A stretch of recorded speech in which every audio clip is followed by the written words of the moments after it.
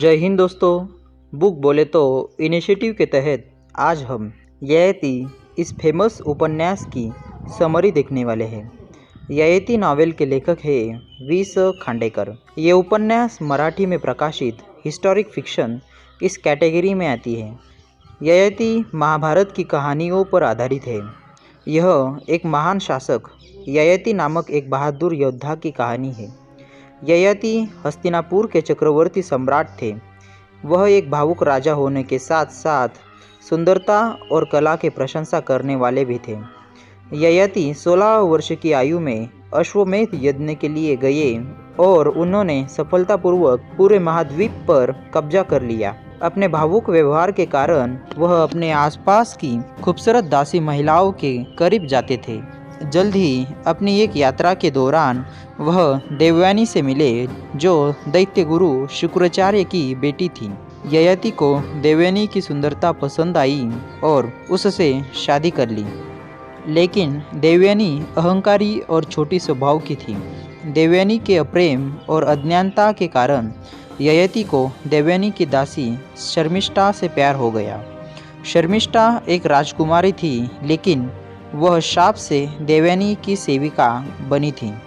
दोनों महिलाएं एक एक लड़के को जन्म देती है।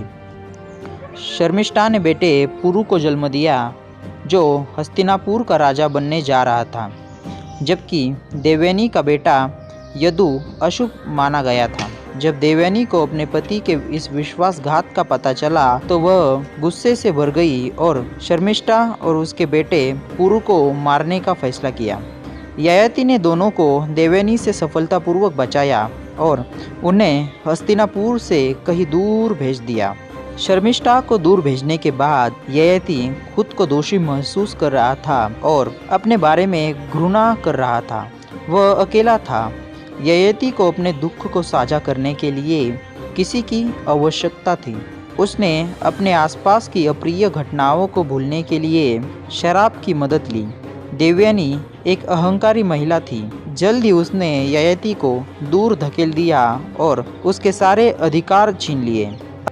दूसरी ओर शर्मिष्ठा अपने पुत्र को बचाने के लिए मृत्यु और जीवन की ओर भाग रही थी, लेकिन वह जानती थी कि उनका बेटा पुरु हस्तिनापुर का राजा होगा।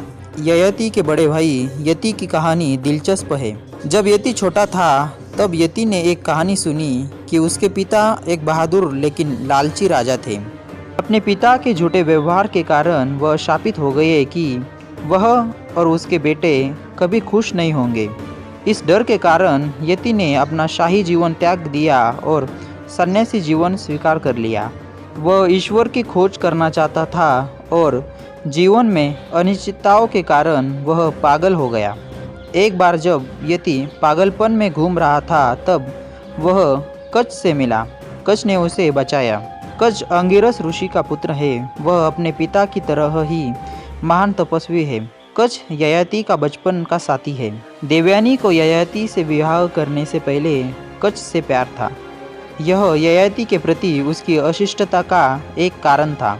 दूसरी ओर शर्मिष्ठा से अलग होने और देवयानी के अपमान के कारण ययाति ने अपने आप को पूरी तरह से खो दिया। वह वासना और शरीर की खुशी के नदी में गोते खाने लगा। ययाति इस गंदगी में इतना डूब गया कि वह स्वार्थी, आत्मविलासी और अमानवीय हो गया। अब वह एक पशुवत पशु था। जब शुक्राचार्य को इस संस्करण के बारे में पता चला तो उन्होंने उसे वृद्ध होने का शाप दिया। देवयानी ने अपने पिता से दया की मांग की।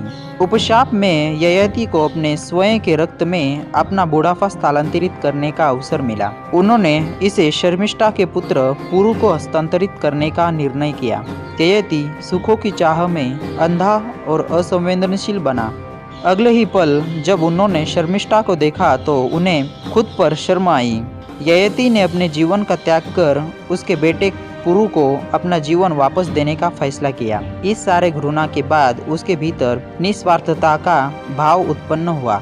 तभी कच वहाँ आए और उन्होंने अपनी दया की शक्ति से उन सभी को बचाया। कहानी डर, प्यार, क्रोध, अहंकार, वासना, उदासी, बलिदान ऐसे मानवीय भावनाओं के बारे में है। वी.स. खांडेकर जी ययाति इस नॉवेल का एंड एक संस्कृत के श्लोक से करते हैं। न जातु काम कामानुपभोगेन शामंति हविषा कृष्णवत्मेव भूये एवाभिवर्धते। मतलब जैसे अग्नि में घी डालने से वह अधिक प्रज्वलित होता है, वैसे ही भोग भोगने से कामना शांत नहीं होती, उल्टे वो प्रज्वलित होती है। ययति इस नॉवेल में बताया है कि वासना जो एक महान व्यक्ति को कैसे एक जानवर की तरह व्यवहार करने का कारण बनाती है। वी.स. खांडेकर जी को ययति इस उपन्यास के लिए भारत के प्रतिष्ठित ज्ञानपीठ और साहित्य अकादमी पुरस्कार से सम्मानित किया गया था। यह उपन्यास मराठी साहित्य में एक अद्भुत कृति है।